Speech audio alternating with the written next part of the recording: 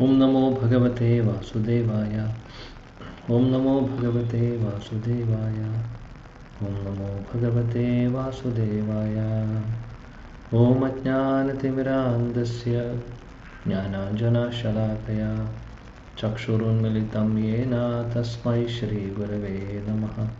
श्रीचैतन्यमनोभीष्टं स्थापितं येन भूतले स्वयं रूपा कदा मह्यं ददाति स्वपदान्तिकं।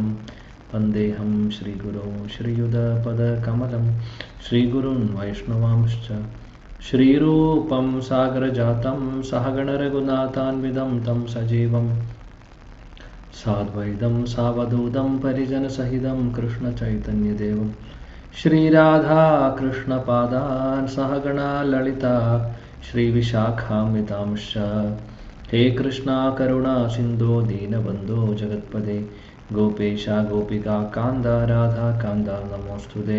तप्तकाञ्चन गौराङ्गी राधे वृन्दावनेश्वरी वृषभानुसुते देवी प्रणमामि हरिप्रिये। वंशाकल्पतरुभ्यश्च कृपा सिन्धुभ्येव च पतितानां पावनेभ्यो वैष्णवेभ्यो नमो नमः। नमो विष्णुपादाय कृष्णपृष्ठाय भूतले श्रीमते भक्तिवेदान्तस्वामिनिति नामिनि। नमस्ते सरस्वती देवे गौरवाणी प्रचारिणि निर्विशेषशून्यवादी पाश्चात्यदेशतारिणि।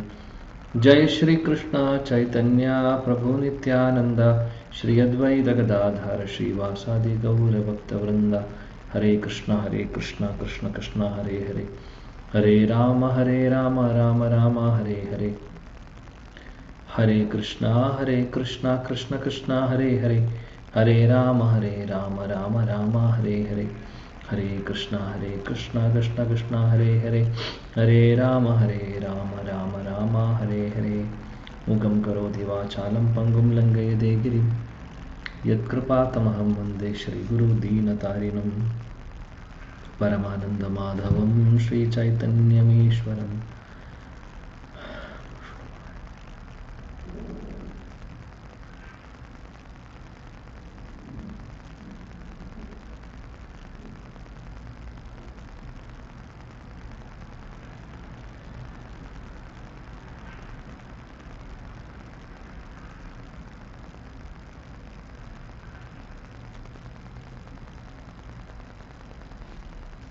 हरे कृष्ण कृष्ण कृष्ण।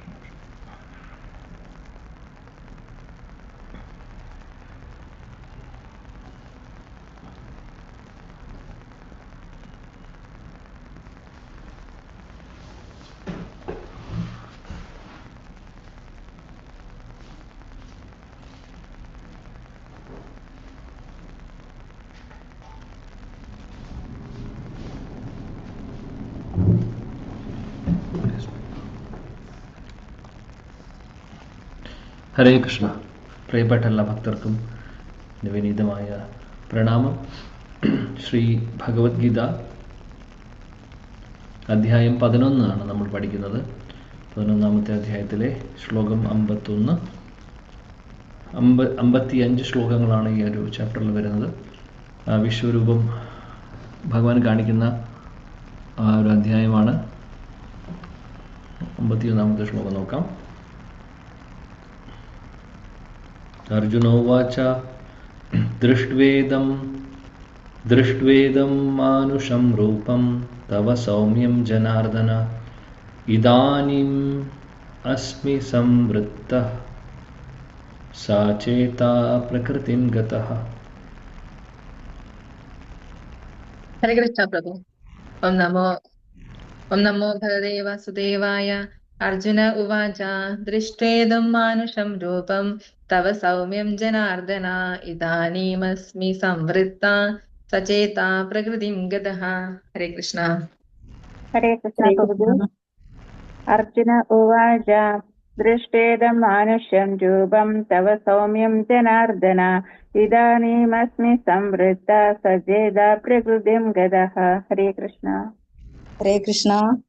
അർജുന ഉവാച ദൃഷ്ടേദം മാനുഷം രൂപം തവ സൗമ്യം ജനാർദന ഇദാനീമസ്മി സംവൃത്ത സചേതാ പ്രകൃതിം ഗതാഃ. ഹരേ കൃഷ്ണ. ഹരേ കൃഷ്ണ പ്രഭു. ഹരേ കൃഷ്ണ. ഓം നമോ ഭഗവതേ വാസുദേവായ.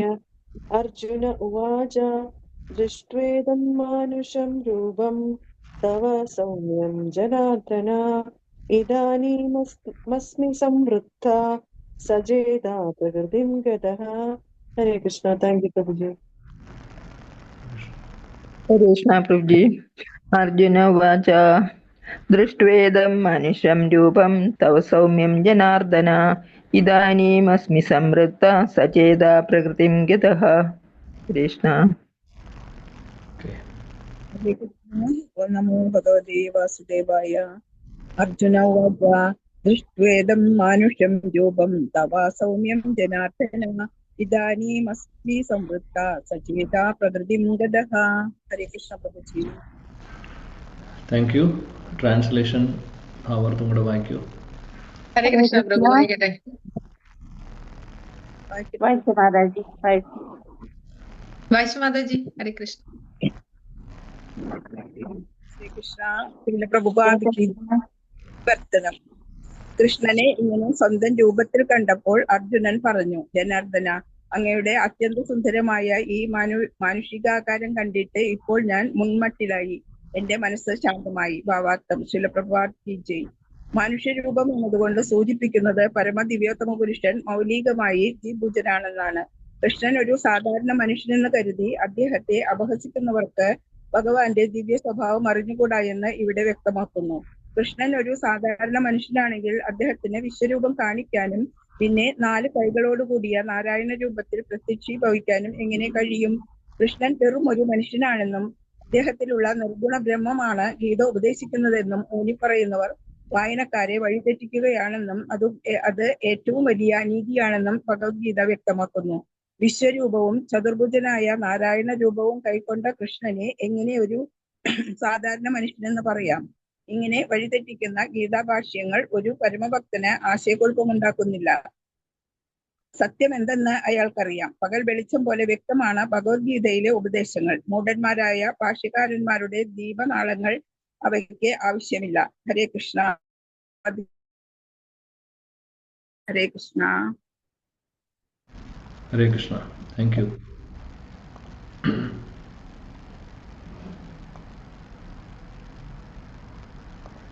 ഇവിടെ പറയുന്നു, അർജുനൻ ഭഗവാനോട് വിശ്വരൂപം കണ്ടതിന് ശേഷം അദ്ദേഹം പറഞ്ഞു, എനിക്ക് ഈ പ്രപഞ്ചം സൃഷ്ടിക്കുന്ന, അതായത് ഈ കോസ്മിക് മാനിഫെസ്റ്റേഷൻ അല്ലെങ്കിൽ ഈ ഒരു പ്രപഞ്ചം സൃഷ്ടിയുമായിട്ട് സംബന്ധിച്ചുള്ള കാര്യങ്ങളൊക്കെ അങ്ങ് തന്നെയാണ് ചെയ്യുന്നതെന്ന് എനിക്ക് മനസ്സിലാവുന്നു.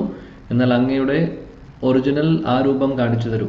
അതായത് വിഷ്ണു രൂപം കാണിക്കാനാണ് പറയുന്നത്. കാരണം വിഷ്ണുവിനെയാണ് ഭഗവാൻ കൃഷ്ണൻ ഏൽപ്പിച്ചിട്ടുള്ളത് ഈ ഒരു ഭൗതിക ലോകത്തിലെ കാര്യങ്ങൾ മാനേജ് ചെയ്യാൻ വേണ്ടി. അങ്ങനെ കൃഷ്ണൻ വിഷ്ണുവിൻ്റെ ചതുർഭുജ രൂപം കാണിച്ചു കൊടുക്കുന്നു. അതിനുശേഷം കൃഷ്ണൻ അദ്ദേഹത്തിൻ്റെ ഒറിജിനൽ രൂപത്തിലേക്ക് വരുന്നു. അതായത് 2 കൈകളുള്ള കൃഷ്ണൻ്റെ ഒറിജിനൽ രൂപത്തിലേക്ക് തിരിച്ചു വരുന്നു. അപ്പോൾ ഒറിജിനൽ രൂപത്തിലേക്ക് കൃഷ്ണൻ തിരിച്ചു വന്നതിന് ശേഷം അർജുനൻ അത് കണ്ടപ്പോൾ പറയുവാണ്, ഈ ഒരു രൂപമാണ് ഈ രൂപം കണ്ടപ്പോഴാണ് എനിക്ക് മനസ്സിൽ ഏറ്റവും കൂടുതൽ സന്തോഷം വരുന്നത്. ഇനി എനിക്ക് വേറെ ഒന്നും ഇനി കാണേണ്ട ആവശ്യമില്ല. അങ്ങയുടെ മനോഹരമായിട്ടുള്ള ഈ രൂപത്തെ കണ്ടാൽ മാത്രം മതി എന്നാണ് അദ്ദേഹം പറയുന്നത്. ശീല പ്രഭുപാദി പറയുന്നു, ശ്ലോകത്തിൽ മാനുഷം രൂപം എന്ന് ഉദ്ദേശിക്കുന്നത് കൃഷ്ണന് മനുഷ്യന്റെ രൂപമുണ്ട് എന്നുള്ളതല്ല.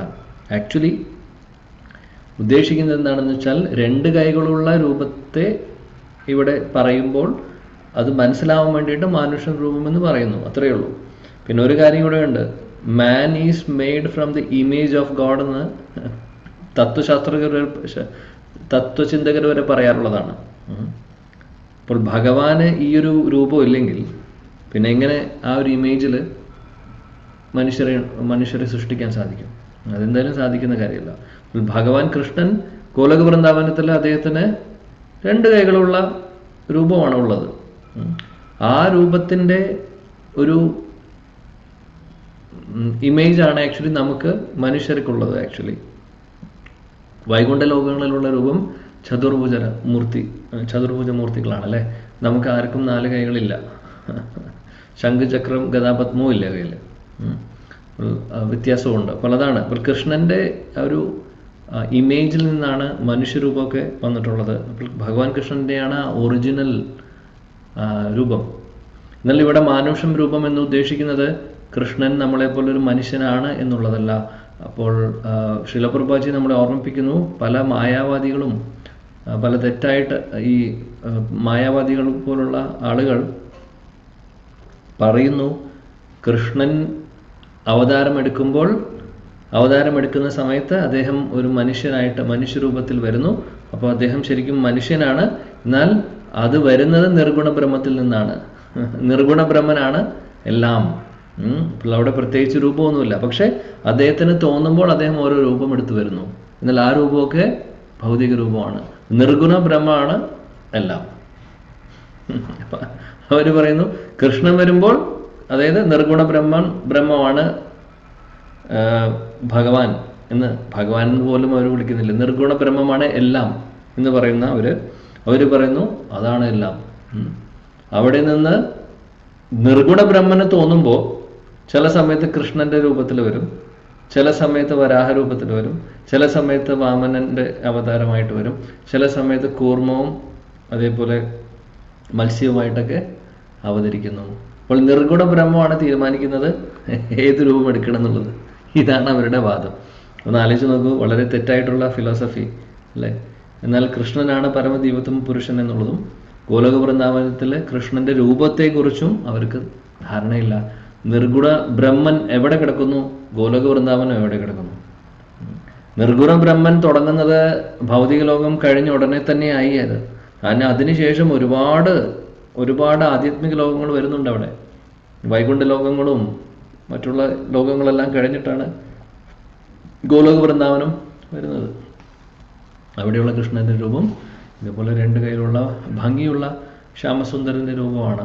ഇതൊന്നും നിർഗുണ ബ്രഹ്മവാദികൾക്കോ മായാവാദികൾക്കോ മനസ്സിലാവുന്ന കാര്യമല്ല. അപ്പോൾ ശീലപ്രഭാജി എടുത്തു പറയുന്നു, അദ്ദേഹം വെറും ഒരു മനുഷ്യനായിരുന്നെങ്കിൽ, ഒരു ഓർഡിനറി മനുഷ്യനായിരുന്നെങ്കിൽ അദ്ദേഹത്തിന് എങ്ങനെ വിശ്വരൂപം കാണിക്കാൻ സാധിക്കുന്നു? അല്ലെങ്കിൽ അദ്ദേഹത്തിന് എങ്ങനെ 4 കൈകളുള്ള വിഷ്ണു രൂപം കാണിക്കാൻ സാധിക്കുന്നു? അതാണ് ചോദിക്കുന്നത്. ആക്ച്വലി ഭഗവാൻ പരമദൈവത്വം പുരുഷനായതുകൊണ്ട് അദ്ദേഹത്തിന് എല്ലാം സാധിക്കുന്നു. അദ്ദേഹം വെറും മനുഷ്യനല്ല, സാധാരണ ഒരു മനുഷ്യനെ പോലെയല്ല. അതാണ് ഇവിടെ പറയുന്നത്. അപ്പോൾ വിഡ്ഢികളായിട്ടുള്ള പല രീതിയിലും വ്യാഖ്യാനിക്കുന്നവരുടെ കാര്യം നോക്കേണ്ട ആവശ്യമില്ല. നമ്മൾ ശുദ്ധ ഭക്തർ പറഞ്ഞിട്ടുള്ള കാര്യം, എങ്ങനെയാണ് അവർ വിവരിക്കുന്നത് അത് മനസ്സിലാക്കുക. ആ ഭഗവത്ഗീത പഠിക്കുക. അല്ലെങ്കിൽ നമ്മൾ ഭഗവത്ഗീത പഠിക്കുന്നു എന്ന് പറയും, പക്ഷേ തെറ്റായിട്ടുള്ള ഫിലോസഫിയാണ് പഠിക്കുന്നത്. അതാണ് ഭഗവത്ഗീത പഠിക്കുക എന്നുള്ളതല്ല, എവിടെ നിന്ന് പഠിക്കുന്നു എന്നും കൂടെ ഉണ്ട്. ഇതേപോലെ നിരാകാര ബ്രഹ്മവാദികളുടെ അടുത്ത് നിന്നാണ് പഠിക്കുന്നത് വെച്ചാൽ ആ തരത്തിലുള്ള അറിവുകളായിരിക്കും നമുക്ക് കിട്ടുന്നത്. എന്നാൽ അത് പൂർണ്ണമായിട്ടുള്ള അറിവുകളാണോ? അല്ല. ഇനി മായാവാദികളുടെ അടുത്ത് നിന്നാണ് പഠിക്കുന്നത് വെച്ചാൽ പിന്നെ പറയേണ്ട ആവശ്യമില്ല. മായാവാദികൾ അപരാധികളാണ്. ഭഗവാനും മനുഷ്യനും ഒന്നാണെന്ന് പറയുന്ന ഒരു ഫിലോസഫിയാണ് അവർക്കുള്ളത്. അത് വളരെ അപകടം പിടിച്ചതാണ്. സോ വളരെ ഇമ്പോർട്ടൻ്റ് ആണ് നമ്മൾ പഠിക്കുന്നത് പ്രോപ്പറായിട്ടുള്ള ആചാര്യ പരമ്പരയിൽ നിന്ന് തന്നെ ആയിരിക്കണം എന്നുള്ളത്. ശ്രീ ഭഗവാനുവാച 52 സുദുർദർശം ഇദം രൂപം ദൃഷ്ടവാൻ അസി യന്മമ ദേവാ അപ്യസ്യ രൂപസ്യ നിത്യം ദർശനകാംക്ഷിണഃ. ശ്രീ ഭഗവാനുവാച സുദുർദർശം ഇദം രൂപം ദൃഷ്ടവാൻ അസി യന്മമ ദേവാപ്യസ്യ രൂപസ്യ നിത്യം ദർശനകാംക്ഷിണഃ. ഹരേ കൃഷ്ണ പ്രഭു. ഓം നമോ ഭഗവതേ വാസുദേവായ. ശ്രീ ഭഗവാനുവാച സുദുർദർശമിദം രൂപം ദൃഷ്ടവാനസി യന്മമ ദേവാ അപ്യസ്യ രൂപസ്യ നിത്യം ദർശനകാംക്ഷിണഃ. ഹരേ കൃഷ്ണ. ഹരേ ഹരേ കൃഷ്ണ. കൃഷ്ണ. ഓ നമോ ഭഗവതേ വാസുദേവായ. ശ്രീഭഗവാനുവാച സുദുർദർശമിദം രൂപം ദൃഷ്ടവാനസി യന്മമ ദേവ അപ്യസ്യ രൂപസ്യ നിത്യം ദർശനകാംക്ഷിണഃ. ഹരേ കൃഷ്ണ. ഹരേ ഹരേ കൃഷ്ണ. കൃഷ്ണ. ശ്രീ പ്രഭാതം ഭഗവാനുവാച സുദുർദർശമിദം രൂപം ദൃഷ്ടവാനസി യന്മമ ദേവ അപ്യസ്യ രൂപസ്യ നിത്യം ദർശനകാംക്ഷിണഃ. ഹരേ കൃഷ്ണ. ഹരേ കൃഷ്ണ.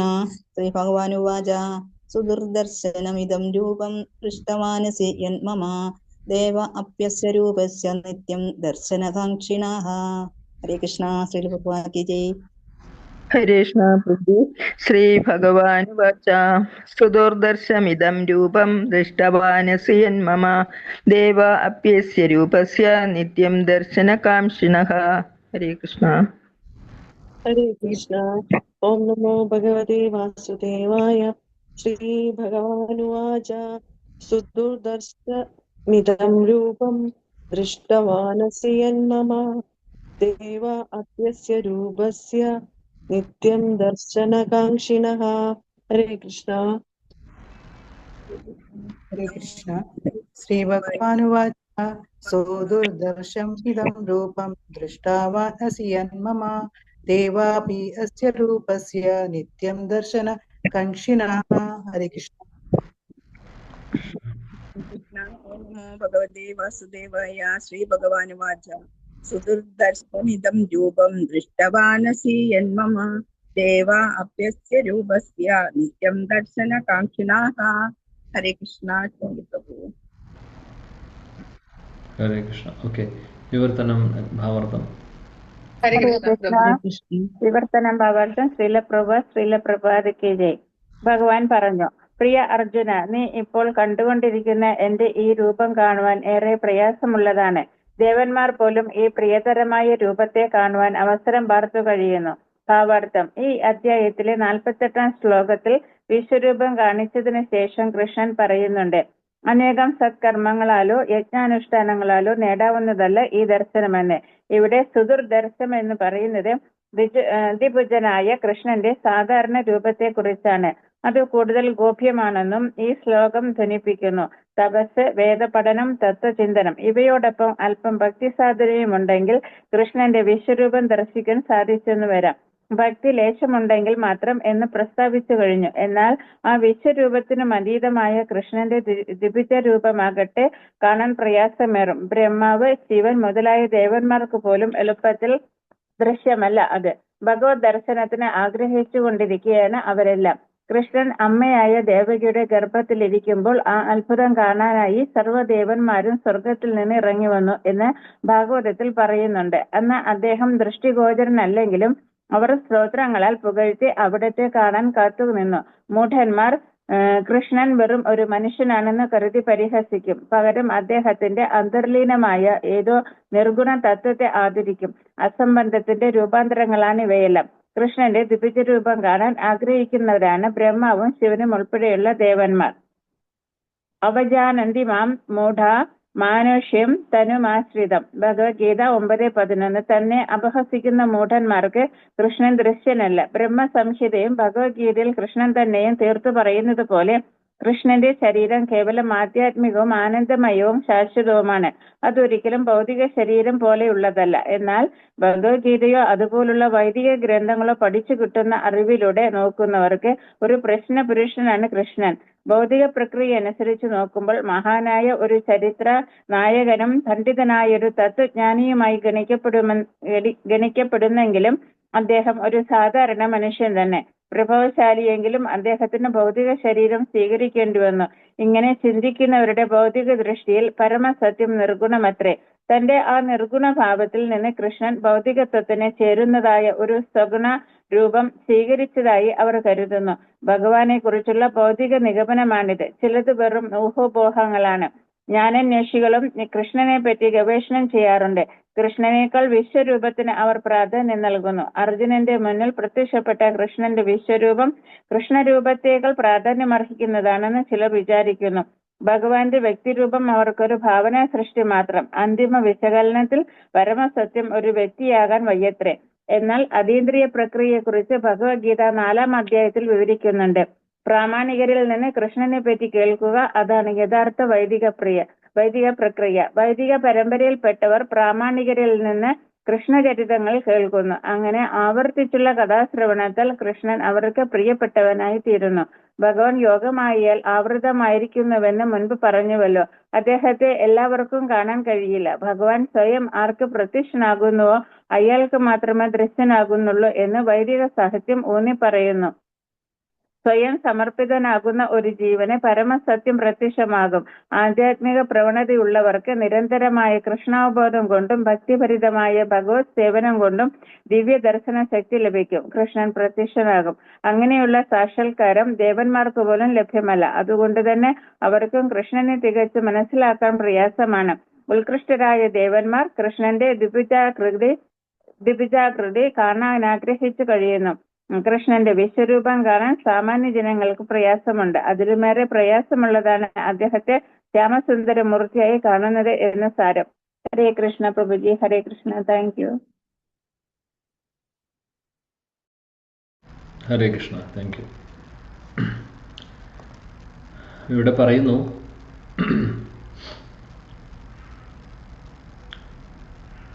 ശ്രീ ഭഗവാൻ വാച സുദുർദർശം ഇതം രൂപം എന്നാണ് പറയുന്നത്. ഈ ഒരു രൂപം സുദുർദർശം എന്ന് പറയുന്നത് വളരെ വളരെ വളരെ വളരെ ബുദ്ധിമുട്ടാണ്. ഈ രൂപം കാണണമെങ്കിൽ. ഏത് രൂപം?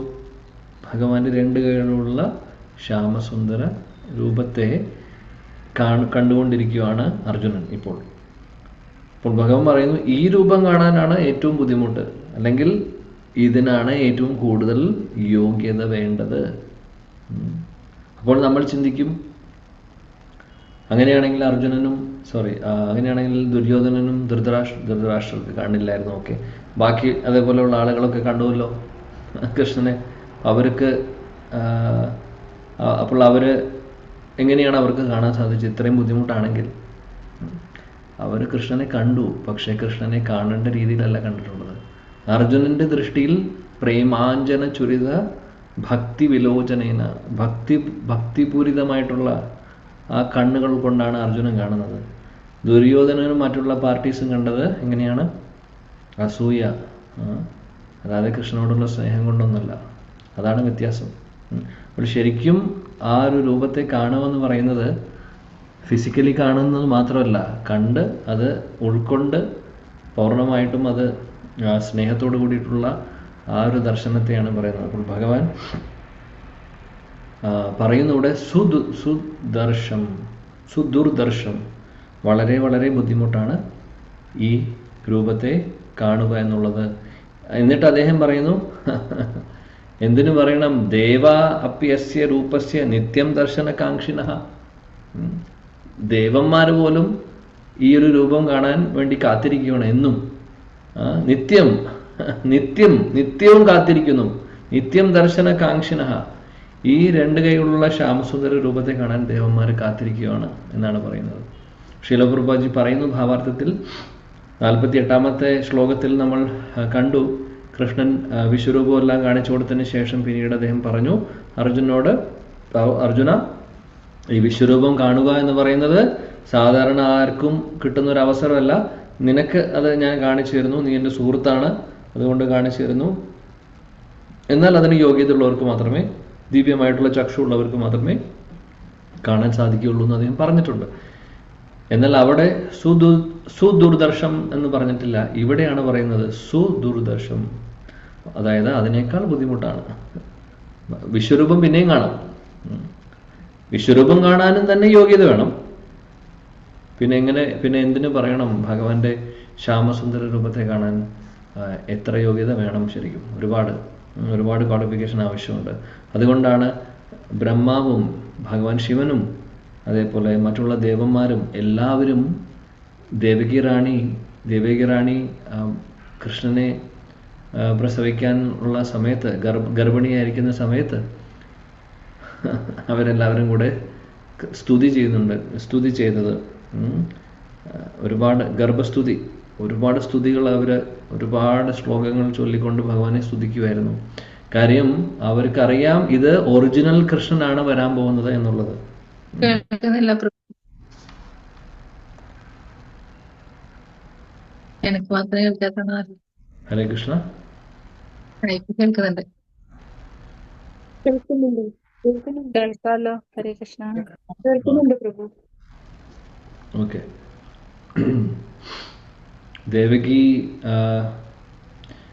ദേവകി റാണി ഗർഭിണിയായിരിക്കുന്ന സമയത്ത് ദേവന്മാരെല്ലാവരും വന്ന് ഗർഭസ്തുതി ചെയ്യുന്നു. ശ്രീമദ് ഭാഗവതത്തിൽ ദശമസ്കന്ധത്തിൽ മനോഹരമായിട്ടുള്ള ഒരുപാട് ശ്ലോകങ്ങളുണ്ട് ഗർഭസ്തുതി.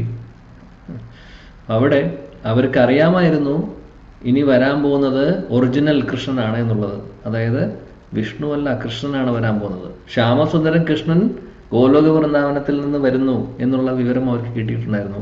അതുകൊണ്ടാണ് ഇവരെല്ലാവരും വെയിറ്റ് ചെയ്യുമായിരുന്നു അവിടെ. വെയിറ്റ് ചെയ്യുന്നതിൻ്റെ ഒപ്പം പ്രാർത്ഥിക്കുന്നു, സ്തുതിക്കുന്നു. ആളെ കണ്ടിട്ടില്ല, കാണുന്നേക്കാൾ മുമ്പ് തന്നെ അവർ സ്തുതിക്കുമായിരുന്നു. കാര്യം എല്ലാവരും കാത്തിരിക്കുകയാണ് കൃഷ്ണനെ കാണാൻ. കാര്യം ഈ ഒരു അവസരം ദേവന്മാർക്ക് കിട്ടുന്നത് എപ്പോഴാണ്? ഭഗവാൻ ഭൗതിക ലോകത്തിൽ അവതാരമെടുത്ത് വരുമ്പോൾ മാത്രം.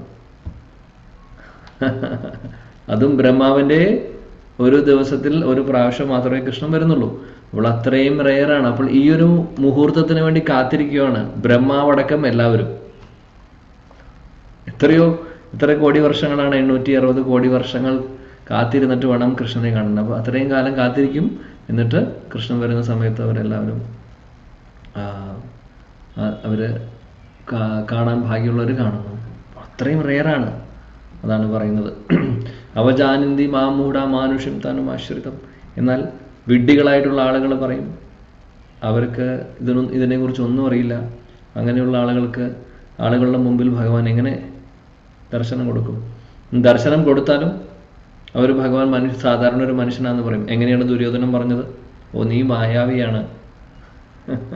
വിശ്വരൂപം കാണിച്ചു കൊടുത്തു പറഞ്ഞു, നീ മായാവിയാണ്, മാജിക് കാണിക്കുകയാണ്, നീ നിന്റെ ചപ്പടി വിദ്യയൊന്നും എൻ്റെ മുമ്പിൽ എടുക്കണ്ട എന്ന് പറഞ്ഞു. അപ്പൊ അങ്ങനെയാണ് വിചാരിക്കുന്നത് ആൾക്കാർ. അവജാനന്തി മാമൂഢ മാനുഷ്യം താനുമാശ്രിതം. അങ്ങനെയുള്ള ആളുകൾക്ക് അത് അങ്ങനെ ഫീൽ ചെയ്യുള്ളൂ. സാധാരണ ഒരു മനുഷ്യനാണ് എന്ന് അവർ വിചാരിക്കും. എന്നാൽ ഭക്തർക്ക് മാത്രമേ ഭഗവാൻ ഇതെല്ലാം റിവീൽ ചെയ്ത് കൊടുക്കുള്ളൂ. അതാണ് ഭഗവാനെ ആരാധിക്കുന്നവർക്ക്, ഭഗവാനെ ശരണം പ്രാപിച്ചവർക്ക്, ഭഗവാനോട് സ്നേഹമുള്ളവർക്ക് ഭഗവാൻ എല്ലാം മനസ്സിലാക്കിപ്പിച്ചു കൊടുക്കുന്നു, എല്ലാം കാണിച്ചു കൊടുക്കുന്നു. ബാക്കിയുള്ളവർക്ക് ഒന്നും മനസ്സിലാവാൻ സാധിക്കില്ല. അതുകൊണ്ട് ഭഗവാന്റെ അടുത്ത് ചലഞ്ച് ചെയ്തിട്ട് കാര്യമില്ല. അങ്ങനെ ചലഞ്ചിങ് സ്പിരിറ്റിൽ നമുക്ക് ദർശനം കണ്ടാലേ ഞാൻ വിശ്വസിക്കുള്ളൂ എന്ന് പറഞ്ഞിട്ട് കാര്യമില്ല. അങ്ങനെ നമ്മൾ ചലഞ്ച് ചെയ്ത് കഴിഞ്ഞാൽ നമ്മുടെ ചലഞ്ചിന് എന്തെങ്കിലും വിലയുണ്ടോ? ഒന്നുമില്ല. അതുകൊണ്ട് കാണണമെന്ന് ആഗ്രഹമുണ്ടെങ്കിൽ അദ്ദേഹത്തെ ശരണം പ്രാപിച്ച് പ്രാർത്ഥിച്ച് ആ മനോഭാവത്തിൽ നമ്മൾ മുന്നോട്ട് പോകുമ്പോൾ ഒരു ദിവസം നമുക്കതിനുള്ള യോഗ്യത വരുമ്പോൾ ഭഗവാൻ കാണിച്ചു തരുന്നു. ശ്യാമസുന്ദര രൂപം കാണിച്ചു തരുന്നു നമുക്ക്. ഹരേ കൃഷ്ണ. ശ്ലോകം 53. നാഹം വേദേന തപസ ന ധാനേന ന ചേജ്യയാ സഖ്യ ഏവം വിദോ ദ്രഷ്ടും ദൃഷ്ടവാൻ അസി മാം യഥാ. ഹരേ കൃഷ്ണ പ്രഭു. ഓം നമോ ഭഗവതേ വാസുദേവായ. നാഹം വേദേർന തപസാ ന ദാനേന ന ചേജ്യയാ ശക്യ ഏവം വിധോ ദ്രഷ്ടും ദൃഷ്ടവാനസി മാം യഥാ. ഹരേ കൃഷ്ണ. ഹരേ കൃഷ്ണ പ്രഭുജി. നാഹം വേദേന തപസാ ന ദാനേന ചേജ്യയാ ശക്യ ഏവം വിദോ ദ്രഷ്ടും ദൃഷ്ടവാനസി മാം യഥാ. ഹരേ കൃഷ്ണ. ഹരേ കൃഷ്ണ പ്രഭു. ഹരേ കൃഷ്ണ. ഓം നമോ ഭഗവതേ വാസുദേവായ. നാഹം വേദേന തപസാ ന ദാനേന ചേജ്യയാ ശക്യ ഏവം വിദോ ദൃഷ്ടവാനസി മാം യഥാ. ഹരേ കൃഷ്ണ. നാഹം വേദേന തപസാ ന ദാനേന ചേജ്യയാ ശക്യ ഏവം വിദോ ദ്രഷ്ടും ദൃഷ്ടവാനസി മാം യഥാ. ഹരേ കൃഷ്ണ. ഹരേ കൃഷ്ണ. ഓം നമോ ഭഗവതേ ദേവായ. നാഹം വേദേന തപസാ ന ധാനേന ന ചേജ്യയാ ശക്യ ഏവം വിദോ ദ്രഷ്ടും दृष्टवानसि मां यदा। हरे कृष्ण। हरे कृष्ण। नाहं वेदेन तपसा नादानेन न चेज्जयया शक्य एवं विदो द्रष्टुं दृष्टवानसि मां यथा। हरे कृष्ण। हरे कृष्ण। नाहं वेदैर्न तपसा न दानेन न चेज्जया शक्य एवं विधो द्रष्टुं दृष्टवानसि मां यथा। हरे कृष्ण प्रभुजी। ഹരേ കൃഷ്ണ. ഓക്കെ, വിവർത്തനം ഭാവാർത്ഥം വായിക്കൂ. ഹരേ കൃഷ്ണ പ്രഭു. ഹരേ കൃഷ്ണ. ഹരേ കൃഷ്ണ. Hare Mataji Krishna. വായിച്ചു. Thank you, Prabhu. Thank you, Mataji. Hare Krishna. Vivartanam and Bhavaर्थam by His Divine Grace A.C. Bhaktivedanta Swami Prabhupada Srila Prabhupada ki jai. അതീന്ദ്രിയ ദൃഷ്ടിയാൽ നീ കാണുന്ന ഈ രൂപം വേദാന്ത്യനം കൊണ്ടോ തപശ്ചര്യ കൊണ്ടോ ദാനയജ്ഞാദികളാലോ കൈവരാവുന്നതല്ല. അവയൊന്നും കൊണ്ടല്ല എന്റെ ഈ യഥാർത്ഥ രൂപം ഒരാൾക്ക് പ്രത്യക്ഷമാവുന്നത്. ഭാവാർത്ഥം. കൃഷ്ണൻ ദേവകി വസുദേവന്മാരുടെ മുന്നിൽ ചതുർഭുജാകൃതിയിലാണ് ആദ്യം ആവിർഭവിച്ചത്. പിന്നീട് ദ്വിഭുജാകൃതിയിലാണ്. ഈ രഹസ്യം മനസ്സിലാക്കാൻ നാസ്തികർക്കും ഭക്തി സാധന അനുഷ്ഠിക്കാത്തവർക്കും പ്രയാസമാണ്. വ്യാകരണ ജ്ഞാനം കൊണ്ടും വെറും പാണ്ഡിത്യം കൊണ്ടും മാത്രം വൈദിക സാഹിത്യ പഠനം നിർവഹിച്ചവർക്ക് കൃഷ്ണനെ അറിയാനാവില്ല. പേരിനു വേണ്ടി ക്ഷേത്രങ്ങളിൽ പോയി കൃഷ്ണനെ ആരാധിക്കുന്നവർക്കും അങ്ങനെ തന്നെ. അവർ ക്ഷേത്രത്തിൽ പോയാലും കൃഷ്ണന്റെ യാഥാർത്ഥ്യം അറിയാറില്ല. ഭക്തിപൂർവമായ സേവനം കൊണ്ടേ കൃഷ്ണനെ അറിയാൻ കഴിയൂ. അടുത്ത ശ്ലോകത്തിൽ കൃഷ്ണൻ തന്നെ ഇക്കാര്യം വിശദീകരിക്കുന്നു. ഹരേ കൃഷ്ണ. ഹരേ കൃഷ്ണ. Thank you. ഇവിടെ പറയുന്നു കൃഷ്ണൻ, അതായത് നീ കാണുന്ന രൂപം നിന്റെ അതീന്ദ്രിയമായിട്ടുള്ള കണ്ണുകൾ കൊണ്ട് നീ കാണുന്നു ഈ രൂപത്തെ. എങ്ങനെ അതീന്ദ്രിയമായിട്ടുള്ള കണ്ണുകൾ അർജുനന് കിട്ടുന്നു? ഭഗവാനോടുള്ള സ്നേഹം കാരണം. അങ്ങനെയുള്ളൊരു ദർശനം കൃഷ്ണൻ്റെ കാരുണ്യം കൊണ്ട് കൊടുക്കുന്നു. അർജുനന് ഒരു അവസരം കൊടുക്കുവാണ്. അപ്പോൾ അർജുനൻ്റെ ഉള്ളിലുള്ള സ്നേഹമാണ് അതിന് കാരണം, അല്ലെങ്കിൽ അതുകൊണ്ടാണ് അദ്ദേഹത്തിന് കാണാൻ സാധിക്കുന്നത്. അല്ലാതെ വേദപഠനം കൊണ്ടോ വലിയ വലിയ തപസ്യകൾ ചെയ്തിട്ടുകൊണ്ടോ ഒരുപാട് ദാനം ചെയ്തിട്ടോ ഇനി പലതരത്തിലുള്ള ഉപാസനകൾ ചെയ്തിട്ടോ കാര്യമില്ല. എന്നെ മനസ്സിലാക്കണമെങ്കിൽ, എന്നെ കാണണമെങ്കിൽ ഉള്ളിൽ ഒരു സംഭവം വേണം. ആ സംഭവം എന്താണെന്നുള്ളത് അടുത്ത ശ്ലോകത്തിൽ കൃഷ്ണൻ പറയുന്നു. എന്നാൽ ഭാവാർത്ഥത്തിൽ ഓൾറെഡി ശില പ്രഭുപാദി പറഞ്ഞു, ഭക്തിയുത സേവനങ്ങളിലൂടെ മാത്രമേ കൃഷ്ണനെ മനസ്സിലാക്കുവാൻ സാധിക്കുകയുള്ളൂ. അല്ലാതെ വേറെ ഒരു മാർഗവുമില്ല. വേറെ നമ്മൾ എന്ത് പ്രോസസ്സ് ഉപയോഗിച്ചിട്ടും കാര്യമില്ല, ഭഗവാനെ മനസ്സിലാക്കുവാൻ സാധിക്കുന്നതല്ല. വെറുതെ അമ്പലത്തിൽ പോകുന്നുണ്ട് എന്ന് പറഞ്ഞതുകൊണ്ട് ശുദ്ധഭക്തരാവുന്നില്ല. ഭക്തി എന്ന് പറയുന്നത് അന്യ അഭിലാഷിത ശൂന്യം ആയിരിക്കണം. അതല്ലെങ്കിൽ പിന്നെ അതിനെ ഭക്തി എന്ന് വിളിക്കാനുള്ള ഡെഫിനേഷനിൽ നമുക്ക് ഉൾപ്പെടുത്താൻ സാധിക്കില്ല. നമ്മൾ സാധാരണ ചെയ്യുന്ന ഒരു റിലീജിയസ് ആയിട്ടുള്ള ഒരു കാര്യം ചെയ്യുന്നു, അത്രയേ ഉള്ളൂ. അല്ലെങ്കിൽ ഒരു റിച്വൽ ആയിട്ടുള്ള ഒരു കാര്യം ചെയ്യുന്നു, അത്രയേ ഉള്ളൂ. അമ്പലത്തിൽ പോകുന്നു, ചിലപ്പോൾ ഇങ്ങനെ കാണിക്കുന്നുണ്ടാവും, ചിലപ്പോൾ 10 രൂപ ഭണ്ണാരത്തിലിടുന്നുണ്ടാവും. ഒന്ന് പോയി അവിടെ പോയി കുറേ കാര്യങ്ങളും ആവശ്യങ്ങളൊക്കെ പറഞ്ഞിട്ട് തിരിച്ചു വരുന്നു. ഇത് അന്യ അഭിലാഷിത ശൂന്യമല്ല. അതാണ് വ്യത്യാസം. അപ്പോൾ ഭക്തി എന്ന് പറഞ്ഞു കഴിഞ്ഞാൽ അന്യാഭിലാഷിത ശൂന്യം, ജ്ഞാനകർമാദീനാവൃതം ആനുകൂലീന കൃഷ്ണാനുശീലനം ഭക്തിർ ഉത്തമ അഹൈതുകി അപ്രതിഹത യയാത്മാ സുപ്രസിദ്ധതി. അങ്ങനെയായിരിക്കണം ഭക്തി. ഇല്ലെങ്കിൽ കൃഷ്ണനെ മനസ്സിലാക്കുവാൻ സാധിക്കില്ല. നമ്മൾ വിചാരിക്കുന്ന ഒരു വ്യക്തി, സാധാരണ ആളുകൾ വിചാരിക്കുന്ന ഒരു വ്യക്തിയേ അല്ല അദ്ദേഹം ആരാണ് എന്നുള്ളത് ഭക്തർക്ക് മാത്രമേ അദ്ദേഹം വെളിപ്പെടുത്തി കൊടുക്കുള്ളൂ. അല്ലെങ്കിൽ മറ്റുള്ളവർക്കൊക്കെ അദ്ദേഹം പല ആളുകളും പല രീതിയിലും അദ്ദേഹത്തെക്കുറിച്ച് പറയും. അതൊന്നും നമ്മൾ ചെവി കൊടുക്കേണ്ട കാര്യമില്ല. നമുക്കറിയാം ശ്യാമസുന്ദരം കൃഷ്ണൻ എങ്ങനെയാണെന്നുള്ളത്. ശീലപ്രഭുപാജിയെ പോലുള്ള വരിഷ്ഠരായിട്ടുള്ള ഭക്തർക്കും അവർ നേരിട്ട് അവർക്കറിയാവുന്ന കാര്യമാണ്, അവർ കണ്ടിട്ടുള്ള കാര്യമാണ്, അവർ ലീലകൾ പങ്കെടുക്കുന്ന ആളുകളാണ്, അവർക്കറിയാം എങ്ങനെയാണെന്നുള്ളത്. അപ്പോൾ അവർ പറയുന്നതനുസരിച്ച് നമ്മളത് അങ്ങനെയാണെന്ന് മനസ്സിലാക്കി ആ ഒരു വിശ്വാസത്തോടുകൂടി മുന്നോട്ട് പോവുക. അവർ പറയുന്നതനുസരിച്ച് അവർ എങ്ങനെ ആ ഒരു പൊസിഷനിലേക്ക് എത്തി, അത് ആ ഒരു വഴിയാണ് അവർ നമുക്ക് പറഞ്ഞു തരുന്നത്. നിങ്ങളും കൂടെ ഇത് ഫോളോ ചെയ്ത് വരുവാണെങ്കിൽ അവിടെ ഇതെല്ലാം നേരിട്ട് നിങ്ങൾക്ക് കാണാൻ സാധിക്കും എന്ന് പറഞ്ഞു തരുന്നു അവർ അവരുടെ ജീവിതത്തിലൂടെ. അപ്പോൾ അത് ഫോളോ ചെയ്യുക എന്നുള്ളതാണ് നമ്മൾ ചെയ്യേണ്ടത്. ഓക്കെ അടുത്ത ശ്ലോകവും അത് കഴിഞ്ഞിട്ടുള്ള ശ്ലോകവും ഭാവാർത്ഥം ഒരുപാട് വലുതാണ്. ഈ ഒരു അധ്യായത്തിൻ്റെ കൺക്ലൂഷൻ മനോഹരമായിട്ടുള്ള ശ്ലോകങ്ങളാണ് ഇനിയുള്ള 2 ശ്ലോകങ്ങളും. അപ്പോൾ അതിന് സമയം കുറച്ച് ആവശ്യമുണ്ട്. അതുകൊണ്ട് നമുക്ക് അടുത്ത സെക്ഷനിൽ അടുത്ത ക്ലാസ്സിൽ നോക്കാം. Thank you. എല്ലാവരോടും നന്ദി പറയുന്നു. ശ്രീമദ് ഭഗവത്ഗീത കി ജയ്. ജഗദ്ഗുരു ശ്രീല പ്രഭുപാദ കി ജയ്. ഗൗഡിയ ഗുരുവൃന്ദ की जय. निताय गौर प्रेमानंदे. Thank you. Hare Krishna. Thank you, Prabhu. Hare Krishna. Thank you, Prabhu. Hare Krishna.